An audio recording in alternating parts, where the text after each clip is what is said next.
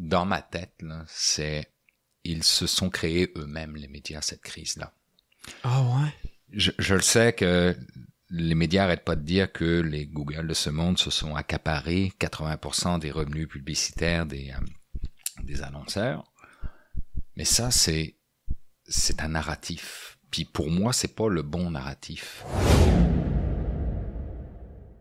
Mais en fait, Chine et Russie se sont fait une spécialisation quasiment d'influence là, à travers les bots, les robots qu'on retrouve sur Internet.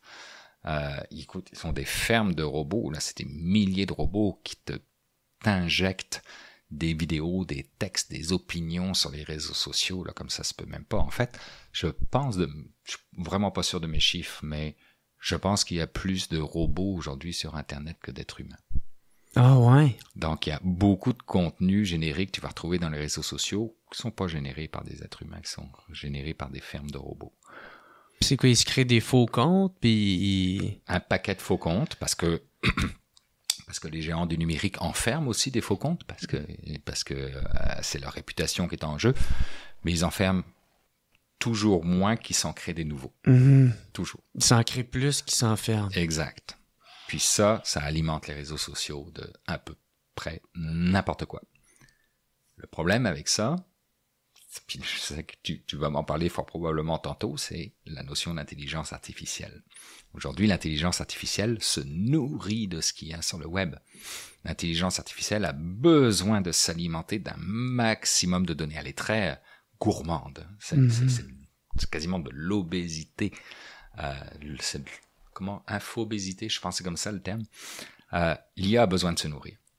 Elle va se nourrir des données qu'il y a sur le web, puis je viens de dire que les données qu'il y a sur le web sont générées en peut-être majeure partie, mais sinon pas loin, par des robots. C'est quoi la crédibilité, la profondeur de cette information-là, la véracité de cette information-là? Donc on a une IA qui se nourrit sur le web d'informations qui sont pas forcément crédibles ou correctes. Ben ouais. C'est pour ça, excuse, non, vas-y. me poser une question, mais oui. C'est pour ça que OpenAI, qui est la maison mère de ChatGPT, l'intelligence artificielle générative la plus connue, c'est pour ça qu'OpenAI cherche à tout prix maintenant à faire des accords avec les médias qui produisent de l'excellente donnée. Pour avoir des nouvelles avec une source. Puis c'est ça. C'est comme si... c'est comme du fast-food, puis l'autre, c'est... Merci, c'est exactement l'exemple que j'avais donné. Ouais. Aujourd'hui, l'IA a le choix de se nourrir de fast-food ou de se nourrir d'éléments nutritifs de qualité. Et malheureusement, les éléments nutritifs de qualité, il y en a comme pas assez sur le web. Il y a plus de fast-food qu'autre chose. Donc là, eux, ce qu'ils font, c'est qu'ils essayent de signer des accords pour capter tous les bons nutriments que les vrais médias, les journalistes, pour pas les citer, produisent. Parce que ça, c'est de l'information qui a été vérifiée. Qui est tangible. C'est la bonne information. Ben oui. Et puis en plus, excuse de te couper, mais surtout dans la crise actuelle des médias, tu sais, parce que là, en ce moment, ils ont cruellement besoin de financement, puis ça marche pas. Ils essaient d'aller chercher une part de marché de Google, tu sais, de quoi qui va revenir, de Facebook. Puis là, ça fait partir en bataille juridique. Fait que là, peut-être avec ChatGPT ou avec l'intelligence artificielle, des entreprises d'intelligence artificielle vont réussir à aller chercher une source de financement concrète. Là. Cette crise des médias-là, ça là-dessus, moi je la conçois, je l'observe, je sais qu'il y en a une. En revanche, dans ma tête, là, ils se sont créés eux-mêmes, les médias, cette crise-là. Ah ouais? Je le sais que les médias n'arrêtent pas de dire que les Google de ce monde se sont accaparés 80% des revenus publicitaires des annonceurs. Mais ça, c'est un narratif. Puis pour moi, c'est pas le bon narratif. Google, c'est pas accaparer 80% des revenus marketing ou publicitaires des annonceurs. Le bon narratif, pour moi, c'est les annonceurs ont choisi de diriger 80% de leur budget publicitaire vers les géants du numérique, vers les Google de ce monde. C'est pas Google qui se l'est accaparé, c'est les annonceurs qui ont fait un choix Okay? Puis, ils avaient le choix. C'est soit on envoie vers Google, soit on envoie vers nos médias. Ils ont fait le choix vers Google. Pourquoi? C'est là la question qu'il faut se poser.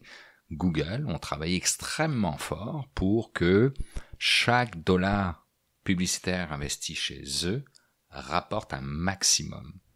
Et encore une fois, ils sont capables de faire ça parce qu'ils ont accès à de la donnée. Oui, ça, parce que c'est très précis. Là. C'est exactement ça. Tu vas rejoindre les hommes entre 25 et 35 ans. Là, aujourd'hui, les médias s'y mettent. OK? Ouais. Puis, il y a certains médias qui sont exclusivement numériques qui commencent à faire vraiment des choses extraordinaires. Okay? Puis là, on le voit que leur revenu publicitaire est en train d'augmenter de nouveau. Okay? Il y a certains médias où ça va quand même relativement bien.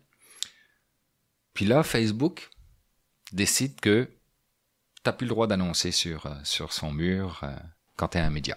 Parce que le gouvernement canadien a passé une loi qui fait pas l'affaire de Facebook. Donc là, Facebook a coupé tous les médias sur son application ou son site web. Et là, j'ai lu, oh scandale, my God, mais là, comment est-ce que les gens vont lire les bonnes nouvelles, les nouvelles intéressantes, les nouvelles qui ont été travaillées par les journalistes? C'est absolument l'horreur. Il y a même des mots plus tranchants qui ont été utilisés par rapport à ce que Facebook a décidé. Mais ça non plus, je ne le conçois pas.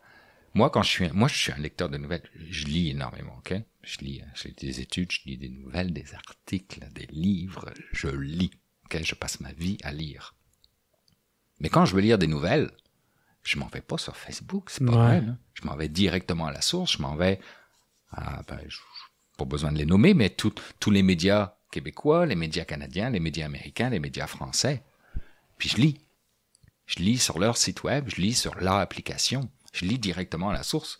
Mon réflexe, c'est pas du tout d'aller sur Facebook. Puis aujourd'hui, tout le trafic Internet, les médias disaient que c'était moins 30 ou moins 35% de trafic Internet qu'ils ont observé au tout début. Puis comme par hasard, on n'entend plus rien maintenant sur les chiffres. Moi, j'ai comme l'impression qu'ils ont retrouvé leur trafic Internet d'avant. Parce que les gens se disent, on n'a pas besoin de Facebook pour lire la presse. On s'en va sur la presse. On s'en va sur le devoir. Peu importe. Fait que, dans le fond, tout, qu'est-ce que tu leur dirais, c'est travailler Travailler la data, travailler la donnée. Vous avez accès à de la donnée. Si vous êtes un tant soit peu numérique, vous avez accès à de la donnée. C'est quand le numérique n'existait pas, là, remonte avant Google, avant 1998.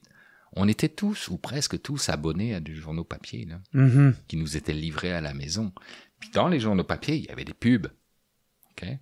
Puis pour vendre la pub, ils disaient, nous, notre abonnement, les abonnements qu'on a, il y a tant d'hommes, tant de femmes, c'est tel niveau hiérarchique dans la société, ils sont situés à tel endroit géographiquement au Québec. Ils bâtissaient leur stratégie publicitaire en fonction de la donnée.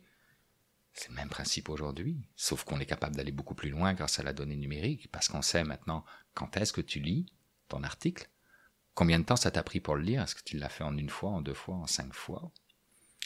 Si t'as zappé après 10 secondes, t'es allé voir quoi d'autre comme article, est-ce que t'es revenu en arrière sur le premier? Bref, on est capable aujourd'hui de façon ultra granulaire grâce au numérique de spécifier, Jer, c'est ça qui l'intéresse. Stéphane, c'est ça qui l'intéresse. Donc, si toi, tu veux vendre une publicité pour que les gens qui ont le profil de Jer la voient, puis cliquent dessus, ils sont aujourd'hui tout à fait capables. Puis, il y a certains médias qui l'ont compris. Puis là, c'est pour ça qu'ils commencent à battre des ailes un peu, là. À rebattre des ailes, tu veux dire? Oui, absolument. Absolument. OK. What's up tout le monde? Ici Jer Alain pour vous dire un gros merci d'écouter et de suivre le What's Up Podcast. Vous pouvez m'aider en devenant membre Patreon. Il y a plein de sortes de forfaits. Il y en a à 3, il y en a à 4, d'autres à 15, puis d'autres à 25. En plus de m'aider financièrement, vous allez pouvoir voir les épisodes d'avance et pas besoin d'attendre qu'ils sortent en ordre chronologique. Devenez membre au patreon.com/whatsuppodcast. Sinon, gros merci tout le monde de me suivre, c'est super apprécié. Passez une excellente journée.